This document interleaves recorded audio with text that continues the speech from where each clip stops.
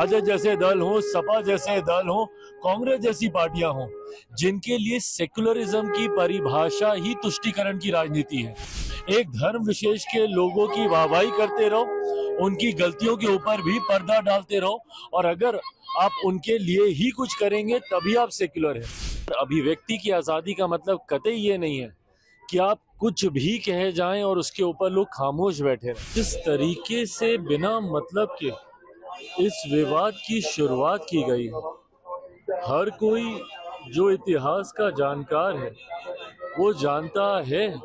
कि उस दौर में औरंगजेब के शासन काल में क्या क्या घटनाएं घटी थी, कैसी कैसी यातनाएं दी जाती थी, उनके खुद के संबंध अपने ही परिवार के लोगों के साथ क्या थे, कैसे थे। तो जो भी व्यक्ति इतिहास को जानता है वो तमाम इन घटनाओं से वाकिफ है, पर उसके बावजूद समाज में सिर्फ हिंदू मुस्लिम के आधार पर बंटवारा करने की सोच के साथ कुछ ऐसे राजनीतिक दल हैं जिन्होंने उम्र भर अपनी राजनीति में सिर्फ तुष्टीकरण करने का काम किया, और ये तुष्टीकरण की राजनीति ने ही हमारे समाज को सबसे ज्यादा नुकसान पहुंचाने का काम किया। कुछ ऐसे राजनीतिक दल हैं, राजद जैसे दल हों, सपा जैसे दल हों, कांग्रेस जैसी पार्टियां हों, जिनके लिए सेक्युलरिज्म की परिभाषा ही तुष्टीकरण की राजनीति है।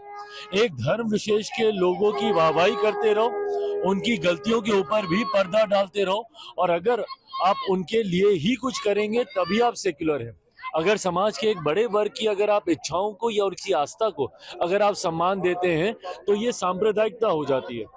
पर आपका सेक्युलरिज्म तब ठीक रहता है अगर आप एक धर्म विशेष के लोगों की गलतियों पर भी पर्दा डालें और उनकी वाहवाही करें, तो ये सेक्युलरिज्म है। इसी सोच के साथ लंबे समय तक ये राजनीतिक दल, बिहार में राजद जैसी पार्टियां, उत्तर प्रदेश में सपा जैसी पार्टियां और केंद्र में कांग्रेस जैसी पार्टियों ने सिर्फ हिंदू मुस्लिम कर करके तुष्टीकरण की राजनीति कर करके हमारे देश, हमारे समाज, हमारे प्रदेश का सिर्फ अहित करने का काम किया। सपा नेता को जेल में डालने की बात कहा जाए, क्या सच में जेल में डाल देना चाहिए सपा नेता को औरंगजेब के समर्थन? भाई मुझे नहीं पता कि जेल में डालने का इसके लिए कोई प्रावधान है कि नहीं है, पर अभिव्यक्ति की आजादी का मतलब कतई ये नहीं है कि आप कुछ भी कहे जाएं और उसके ऊपर लोग खामोश बैठे रहें। इस तरीके की भाषा का इस्तेमाल करना है, इस तरीके के शासन काल का महिमा मंडल करना, और वो भी किसके सामने आप कर रहे हैं?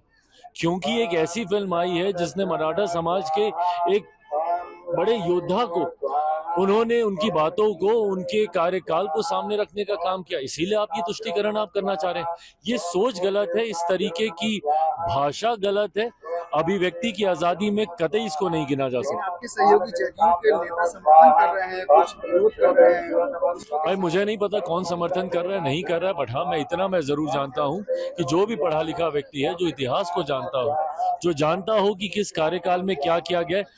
टूटी फूटे इतिहास को मरोड़ परोड़ के परोसने वाले इतिहास को नहीं, जो सही इतिहास को जान रहा है वो कतई इसका समर्थन